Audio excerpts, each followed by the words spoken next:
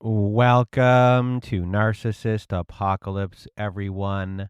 I am Brandon Chadwick, and today's episode is about how invalidating families shape adult relationships.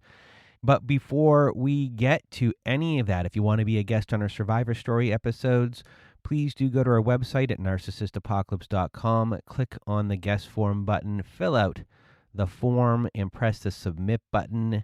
And also at narcissistapocalypse.com, we have a support group. So if you want to join our support group, go to narcissistapocalypse.com, click on the support group button. You'll see that we have Zoom meetings every Wednesday night, Thursday afternoons, and Saturday nights. And we have forum boards for you to post on to get the validation that you need from survivors just like you. So join our support group today at narcissistapocalypse.com. And now we're going to talk about how invalidating families shape adult relationships. And a lot of people grow up thinking that if something is not obviously abusive, then it must be fine. My family isn't an abusive family, so I won't have any sort of trauma might be going through someone's head. There's food in our fridge. Our bills got paid. No one was sitting around and screaming every day. Or my family looked relatively normal from the outside. But in many families, invalidation is hard to see. It is not obvious, like very overt abuse that might occur. And this can be where family environments for a child, the emotional reality is not fully seen or understood, respected, or room is not made for them. Sometimes it's because it's a chaotic family. Sometimes there's an illness in the family or mental health issues that are going on inside a family.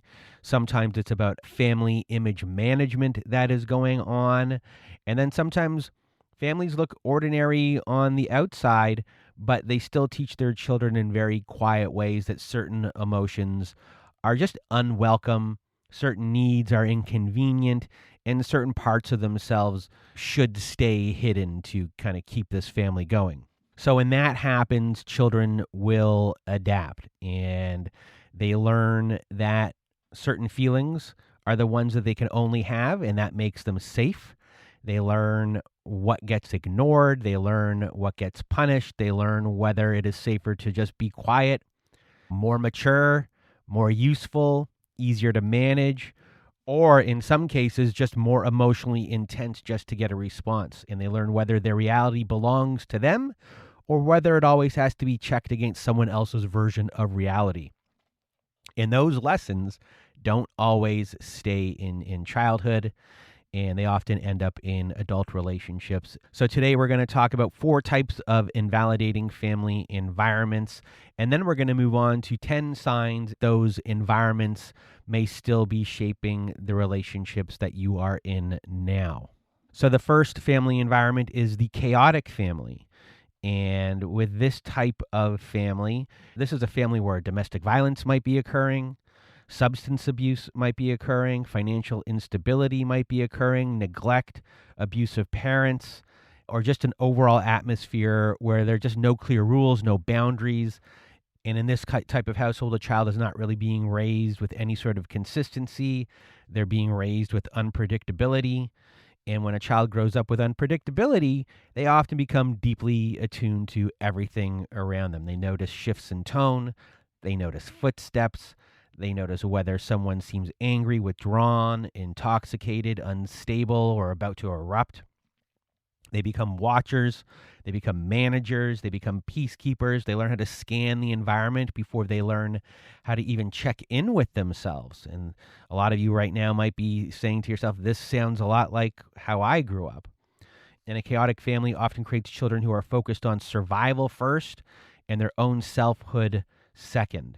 And this can lead to parentification, where a child takes on emotional or practical responsibilities that do not belong to them. And they can be a comforter for the hurting parent, and they can also become the responsible one. And maybe they start tending to a parent's feelings in ways that look mature from the outside, but are really very heavy for a child to be taking on and for a child to be carrying.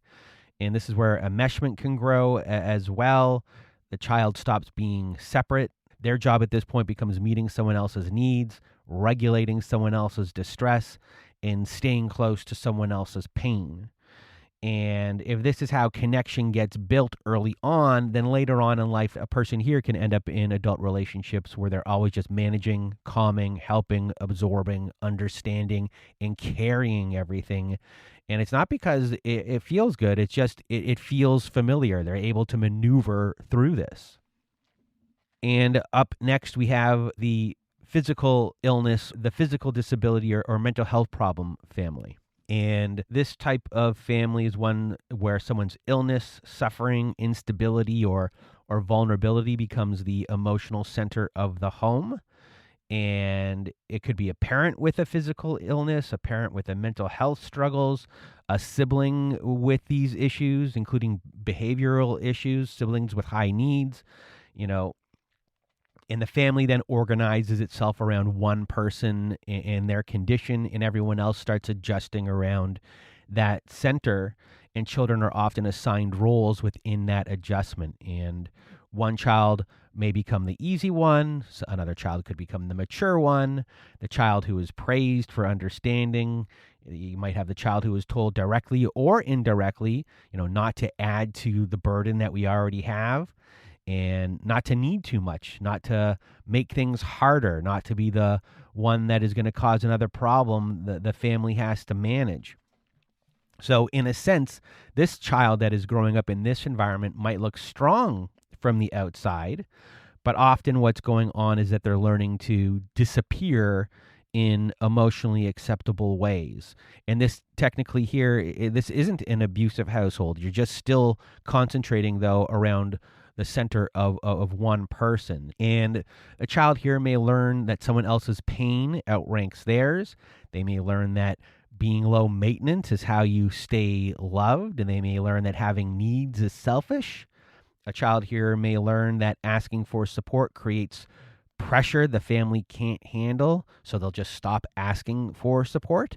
And they might never know what support really means. Or eventually they could just wait until they are really drowning and that they're really hanging on by a thread. So here is where the child is the one that gives care but really struggles to receive it. And as adults, these children grow up and they feel guilty for needing help. They feel guilty for resting. They feel guilty for taking up space. They feel guilty feeling hurt when someone else is having a very hard time. So when a child here has spent so many years being praised for how much they can carry, it can take a long time to notice how much it has cost them later on in life. It takes a long time for maybe these patterns to unfold once, twice, 3, 4, 5 times before they be like, okay, this isn't serving me anymore. And then the next one on our list is the perfect family. And this is a type of family where appearances matter, where the outside image matters, where things have to look neat, tidy, respectable, stable, successful, impressive. Anger may not be welcome in this household. Sadness might be very uncomfortable for this type of household. Fear can be seen as weakness inside this household. And vulnerability here for this whole entire family might feel like a threat to this family because the family does not want to see itself in this way. So with perfect types of families, they like to think that everything is fine. Don't make anything awkward. Don't bring anything up. Don't ruin the mood. Don't embarrass the family. Don't be dramatic. Don't expose what should stay private. What children learn in these households is how to perform being fine, to perform being okay. They learn how to hide parts of themselves that seem messy, emotional, needy, uncertain, angry, afraid, or sad. They learn how to keep things on the surface because depth of anything will threaten the system. And communication may stay shallow because the family image depends on not going too far below the surface of this type of family. So this is where perfectionism can really grow in this type of environment. A child might learn that their worth comes from just getting it right, looking composed, making the family look good, and not creating any sort of discomfort. And later on, when these types of children grow up, they may struggle to have full emotional experiences in relationships. They might not know how to let themselves be known because that would feel messy. They can be very high functioning, but feel very disconnected from everything at the same time. They might stay in relationships where things look fine on the outside, while really just being very lonely in the relationships, dismissed in the relationships, emotionally unseen in these relationships. And that's because the image is mattering more than, the truth. And in adulthood, finding out the truth of everything can feel scary, and it's risky to take that risk, to be vulnerable in that way, because they've never known what that is. So everything really becomes very surface level with this type of child who's now grown into an adult. And now the last one on the list is the typical family. And this one matters because a lot of people do not see themselves in any sort of conversation about trauma or invalidation unless the house was chaotic, and clearly abusive. But then there are families that are the typical family. And these families pass down cultural norms, family norms, different types of ideas about what is strength. And there's no technically abuse going on in this type of home at all. So if you're a child who falls off their bike and scratches themselves and you want to cry, you feel that no, your family says, like, you got to be strong, so you don't cry at all, and now you're learning to suppress your emotions, and you don't cry. You're sucking it up. That's kind of like a cultural norm that is getting passed down. That vulnerability is seen as weak. It's not necessarily chaotic, abusive, but you're handing down a trait that is an unhealthy trait. You're not letting a child be themselves and let their emotions actually take over.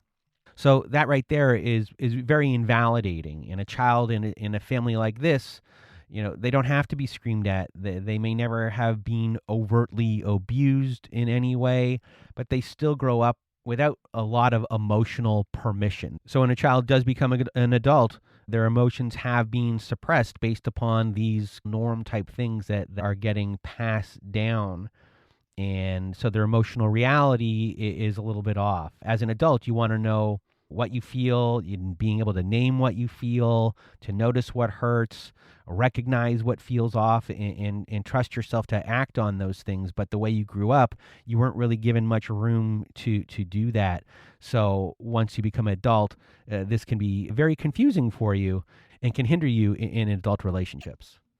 And now we're going to go through the 10 signs that an invalidating family may still be shaping your adult relationships. And number one is you do not fully trust your own feelings. So one of the clearest consequences of invalidation is that a person, an adult, is really not trusting their own inner experience, like it's an actual real factual or a real solid information. So if you grew up being told directly or indirectly that your reactions were too much, they were wrong, inconvenient, or misguided, then later on in life, you may keep checking outside yourself before you trust what you actually feel. And you may second guess, you're hurt. You may need someone else to confirm what happened was bad enough. And you may sit with that confusion for a long time because you're really not trusting your own instincts. And if when we're talking about abuse, if you're someone who's like this and now you're in a relationship with an abuser who becomes the truth teller of your world, they can really weaponize this one right here. And number two on the list is you feel responsible for other people's emotions. And a lot of people who are raised in these invalidating families become highly responsible for what other people are feeling. So if you had to track your parents' moods, prevent conflict, manage someone else's distress just to stay safe or connected, this can become a pattern when you become older and you become the fixer, the peacemaker, the over-explainer, the one who rushes to make things okay. The one who feels guilty when someone else around you is upset, even if you did nothing wrong. And in abusive relationships, this can be manipulated against you, and people can be stuck in relationships for a very long time. And number three on our list is your own needs feel embarrassing, excessive, or unsafe. So When a child grows up in a family where their emotional needs are overlooked, dismissed, or treated like a burden, they often carry the feeling into adulthood. And a lot of you out there who are under this category need support, but you might feel like ashamed for asking for help. And you might want care, but minimize what you are feeling. And you may tell yourself, other people might have it worse. And you might really wait until things become very unbearable until you speak up. And you might feel selfish for getting to this point and then asking. So in adult relationships, this is like real chronic self-silencing, and an abuser can manipulate this as well. And number 4 is you struggle to relax even when nothing is wrong. And people who grew up in environments like the ones we mentioned before might always be sensing that they're like just bracing for something. So even though your life might be stable, and even if you have a non-abusive partner, nothing obvious might be going wrong in that moment, but your body still might feel like it's waiting for a shoe to drop, for a shift in tone, a criticism, a withdrawal of your partner. So your body is still remembering the environment that they grew up in, and it's really holding that and keeping you unrelaxed, even in a good relationship. Another sign is that you have a hard time naming what you feel until it becomes overwhelming. So if no one helped you recognize what you were feeling when you were younger, your feelings were dismissed before they were even understood, then you may not have learned how to notice any of your emotional experiences while it is still small or manageable. And you may only realize that you are hurt once you're just flooded with everything. Once you're angry enough, once everything comes at you at once, you may only realize something has been wrong for a long time, until you finally hit a breaking point. And that can make relationships very confusing because it's hard to advocate for yourself clearly when you can't even catch what's happening early on in the relationship until it's too late and things have built up in resentment and anger. And that's one of the signs from growing up in one of these environments. And number 6 on the list of signs here is you either silence yourself or become intent just to be heard. So some children learn that safety comes from being quiet. You become the good child, the one who asks for very little, the child who keeps things in. And then there are other children who learn that nothing happens unless their pain gets big enough to force a big response from other people. So they become intense only after being ignored for so long. So they look like opposite patterns, but they really come from the same place. In both cases, the child was just not taught that the ordinary emotional expression would be met with care. And this is another sign that you grew up in an invalidating family environment. And then sign 7 that you grew up in a invalidating family environment is that you repeat familiar relationship dynamics. So with this one, I don't know how many times I've heard someone say that they weren't going to be in a relationship or a newer environment that reminded themselves of what happened with their family. But sometimes you get into relationships and they feel familiar from what you grew up with, and you know how to ride those waves easier for you than people that didn't come from those environments. And now you're in this familiar environment and you don't know how you got there, but in a way you do know how you got there. It takes a while for you to eventually recognize that you're in a lot of ways a recreation or a familiar situation of the feelings that you felt when you were younger, now in these new relationships. So repeating these familiar relationships is a number 7 on our list. And then another sign is trust feels off in one direction or another. So with this one, some people will trust no one. Some people will trust too quickly. Some people might stay guarded long after someone has shown care for them. Others attach fast because that's just part of them still trying to secure the safety that they missed early in life. If the people that you depended on were inconsistent, they could have been intrusive, they could have been emotionally absent or volatile or hard to read, then trust may never have any sort of shape. So in adult relationships, trust is very confusing. It can feel unsafe when it should be possible, or it can feel urgent when it should be slower. So right here, trust feels off in either direction. There's no balance with what is going on.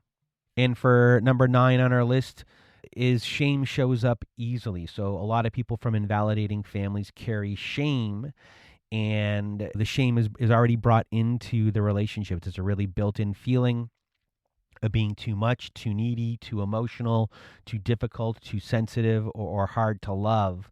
So when there's these perceived moments, you might go into shame when you don't need to go into shame, when that's not the intention. But then if you're in a relationship with an abuser and that is the intention, that shame can show up easily as well. A person becomes a lot easier to control when an abuser is taking the shame that you already have and then using that against you. And shame showing up easily in your adult relationships is a sign that you did grow up in an invalidating household. And number 10 on our list is you get stuck in roles. So in one of these family systems, children will get most likely assigned into a role: the caretaker, the achiever, the peacemaker, the quiet one, the problem, the strong one, the one who asks for nothing. Those are the roles that children can take on to help the family function, and a child can really start to settle in and identify with these roles. And in adult relationships, the person keeps living from this role instead of being their full self. So they're still acting out this role in adult relationships. This can hinder relationships in a huge way for someone who always needs to be the help. If you're with a partner that doesn't need any help, this can become a problem because this is what you need to do to feel worthy.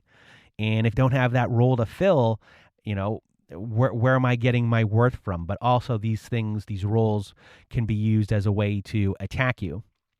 If you're in a relationship with an abuser, they might attack this identity saying, you're not a reliable person. You aren't this achiever that you think you are. You're not the best caretaker in the world. And then that starts propelling you to start to overdo things. So those are signs that you might have grown up in an invalidating family, what you might be noticing in adult relationships now. And, it's just an easier way to understand what might have happened in your childhood, even if you came from what you assumed was like a typical family. And hopefully you found this episode helpful, educational, saw yourself in this. Now knowing that, there's a little bit of work to do about how I grew up to kind of put an end to this type of trauma, but also go through this invalidation and become more a complete a human being for your own joy and happiness going forward. So that is it for today's episode. I hope you enjoyed it, and I hope you have a good night.